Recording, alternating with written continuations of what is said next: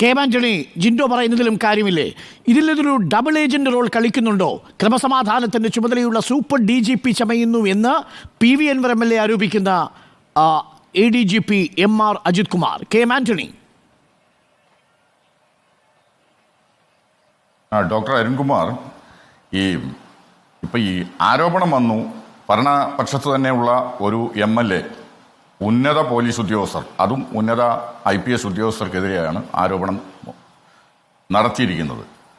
തീർച്ചയായിട്ടും ഗൗരവമുള്ളൊരു കാര്യമാണ്. ഉത്തരവാദിത്തപ്പെട്ട ഒരു MLA നേരിട്ട് വന്ന്, അതും ഭരണകക്ഷിയിലെ MLA നേരിട്ട് വന്ന് ആരോപണങ്ങൾ ഉന്നയിക്കുമ്പോൾ അതിൽ ഗൗരവമുണ്ട് എന്ന് തന്നെ നമുക്ക് കാണേണ്ടിയിരിക്കുന്നത്. കാരണം അദ്ദേഹം ഇനിയും വരുന്നുണ്ട്, അല്ലെങ്കിൽ തെളിവുകളുണ്ട്, അല്ലെങ്കിൽ അത് സംബന്ധമായിട്ടുള്ള വിവരങ്ങളുണ്ടെന്നുള്ള രീതിയിലാണ് സംസാരിക്കുന്നത്.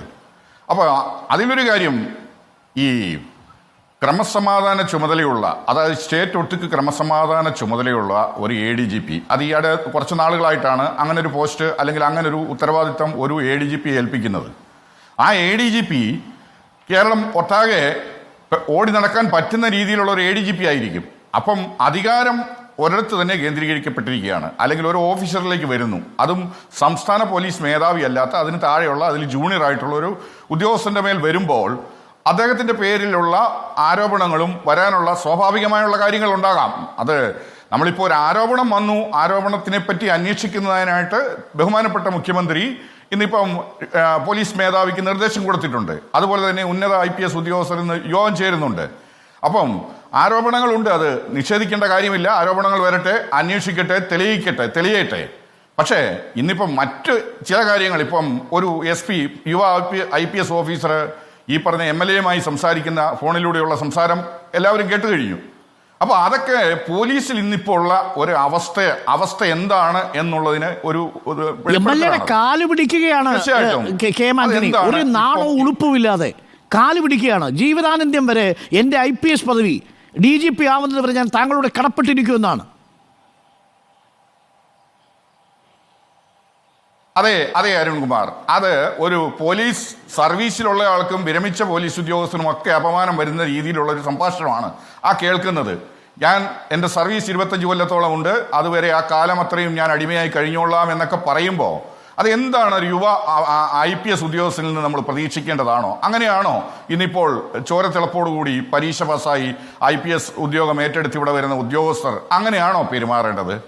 നല്ല രാഷ്ട്രീയം എന്തുമായിക്കോട്ടെ, ഭരണം എന്തുമായിക്കൊള്ളട്ടെ, അതൊന്നുമല്ല. അവർക്ക് ചുറുചുറുക്കോടുകൂടി കാര്യങ്ങൾ വ്യക്തമായി പറഞ്ഞ്, ആ ഉള്ള കാര്യങ്ങൾ നിയമപരമായിട്ടുള്ള കാര്യങ്ങളാണ്, അത് പറഞ്ഞ് മനസ്സിലാക്കി കൊടുത്താൽ മനസ്സിലാകാത്തവരല്ല ഈ MLA മാരൊന്നും, അല്ലെങ്കിൽ അതുപോലുള്ള ഉത്തരവാദിത്തപ്പെട്ട ആളുകൾ ആരും തന്നെയല്ല. പക്ഷേ കേണുവീണ് അപേക്ഷിക്കുമ്പം ഒരു കാര്യം മനസ്സിലാക്കുക, ആ MLA കൊടുത്ത പരാതി പിൻവലിക്കണമെന്നാണ് ആദ്യം മുതൽ അവസാനം വരെ പറഞ്ഞുകൊണ്ടിരിക്കുന്നത്. അതെന്തിനാണ് അങ്ങനെ പിൻവലിക്കുകയല്ല? എൻ്റെ കയ്യിൽ കുറ്റങ്ങളില്ല, ഞാൻ ഇതിനകത്ത് എനിക്ക് പങ്കില്ല എന്ന് ഉറപ്പുണ്ടെങ്കിൽ അന്വേഷണം നടക്കട്ടെ. മാത്രമല്ല, മഹാഗണിയുടെ ഒരു ശിഖരം മുറിച്ചു കൊണ്ടുപോയത് മാത്രമല്ല, ഈ മഹാനെതിരെ ഇപ്പോൾ അൻവർ MLA ഉന്നയിക്കുന്ന ആരോപണങ്ങൾ എന്തൊക്കെയാണെന്ന് അറിയാമോ? കസ്റ്റംസുമായിട്ടുള്ള ഇദ്ദേഹത്തിന്റെ ബന്ധം കാരണം കസ്റ്റംസുകാർ എയർപോർട്ടിൽ നിന്ന് സ്വർണ്ണക്കടത്തിന് കൂട്ടുനിന്ന് പുറത്തേക്ക് സ്വർണ്ണക്കടത്തുകാർ പോകുമ്പോൾ 25 സ്വർണ്ണ ബിസ്ക്കറ്റ് ഉണ്ടെങ്കിൽ ആ 25 സ്വർണ്ണ ബിസ്ക്കറ്റും ഭദ്രമായി അവരുടെ കയ്യിൽ ഏൽപ്പിച്ച് പുറത്തെ പോലീസിന് വിവരം ചോർത്തി കൊടുത്ത് അവരുടെ കയ്യിൽ നിന്നും 10 സ്വർണ്ണ ബിസ്ക്കറ്റ് കസ്റ്റംസും 15 ഇപ്പുറവും തട്ടിക്കൊണ്ട് പോകുന്ന തരത്തിലുള്ള പൊളിറ്റിക്കൽ സംഘമാണ്. അധോലോകവും കള്ളക്കടത്തുമാണ് നടത്തുന്നതെന്ന് ഗുരുതര ആരോപണമുണ്ട്. ആ ഗുരുതര ആരോപണത്തിന് കുടപിടിച്ചു കൊടുക്കുന്നത് ഈ ADGP ആണ്. ഇവരൊരു സംഘം പോലെ പ്രവർത്തിച്ചു എന്നാണ് ഈ ഇടതുപക്ഷ MLA പറയുന്നത്. സ്വാഭാവികമായും അങ്ങനെ ഒരു ആരോപണം ഇടതുപക്ഷത്തുള്ള MLA ഉയർത്തുമ്പോൾ തന്നെ ക്രമസമാധാന ചുമതലയിൽ നിന്ന് ADGP മാറ്റി നിർത്തണ്ടേ? കെ ആന്റണി. തീർച്ചയായിട്ടും ആ ആരോപണം ഞാൻ കേട്ടു. കാരണം സ്വർണ്ണക്കടത്തുകാർക്ക്, അതുപോലെ തന്നെ കസ്റ്റംസിൽ മുമ്പ് ജോലി ഉണ്ടായിരുന്ന ഒരു ഉദ്യോഗസ്ഥനാണ് ഈ പറഞ്ഞ SP എന്നും, ആ കസ്റ്റംസിൽ നിന്ന് കൃത്യമായ വിവരങ്ങൾ കിട്ടാറുണ്ടെന്നും, അതിൻ്റെ അടിസ്ഥാനത്തിൽ എയർപോർട്ടിലാണെന്നുണ്ടെങ്കിൽ CCTV ഉണ്ടാവും, അതുകൊണ്ട് അവിടെ വെച്ച് ഇത് പിടിച്ചു കഴിഞ്ഞാൽ അത് കൃത്യമായിട്ട് അക്കൗണ്ട് ചെയ്യേണ്ടി വരുമെന്നും എന്നും മറ്റുമൊക്കെയുള്ള, അത് കഴിഞ്ഞ് പുറത്ത് പോലീസ് പിടിക്കുന്നുവെന്നും അവിടെ നിന്നത് ആ രീതിയിൽ കൃത്രിമം നടത്തുന്നു. കള്ളക്കടത്തുകാരൊക്കെ സത്യസന്ധരാണെന്ന് പറയേണ്ടി വരും.